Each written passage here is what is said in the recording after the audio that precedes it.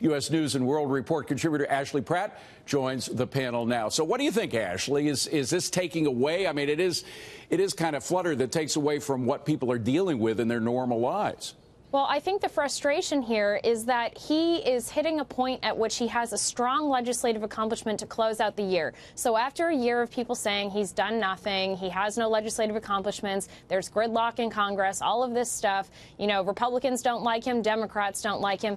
He has a strong economic message at the end of the year. So if the White House were to just stick to that and let pundits and whoever go out there on behalf of the administration to talk about this FBI stuff, let that happen. But having the president come out and call something a pile of garbage seems to distract from the overall narrative here of the strong economic messaging that we were talking about earlier in the show, right, which I think really plays to young people, to kind of the Never Trump base as well as some Democrats who could maybe get on board with working with him in a bipartisan fashion come the new year. Well, and even when he doesn't weigh in, I mean, he wasn't the one who used the word purge. Usually when you hear the word purge in tandem with what Stalin did, I mean, frankly, it's not the right word necessarily used when you're talking about the FBI.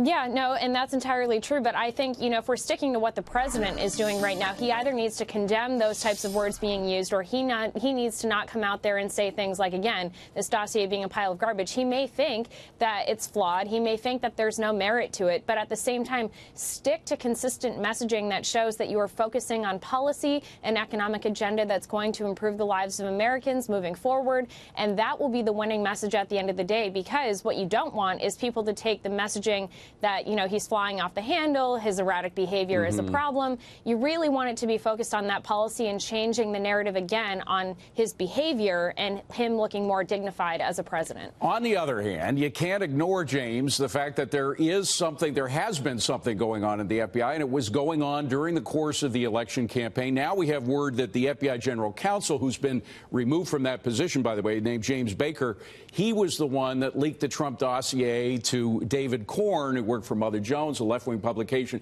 That sort of started the ball rolling about the Trump dossier in the news. And you add to him Andy McCabe, of course, who's stepping down as the assistant FBI director, Peter Strzok, who Ashley mentioned, and then Bruce Orr, the guy who was top guy at Justice, or one of the top guys at Justice, whose wife worked for the agency or the group that put the Trump dossier together.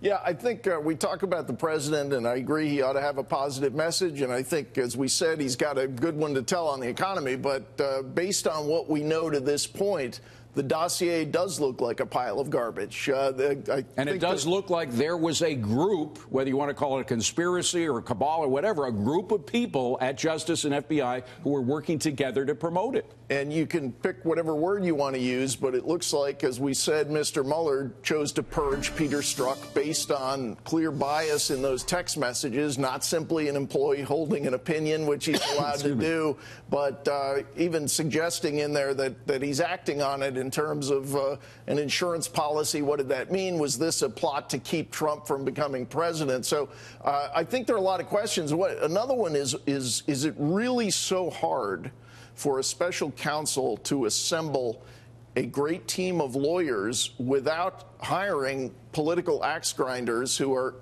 activists for one party or another? Now, maybe his answer is, look, I had to hire people in a hurry, and what do you find in Washington? You find a lot of political hacks, and so that's what I went with. But I don't think most people immediately understand why you can't find unbiased lawyers. I'm getting a wrap at Ashley. I just have to ask, any truth to the rumor that Mr. Mueller's wrapping this thing up?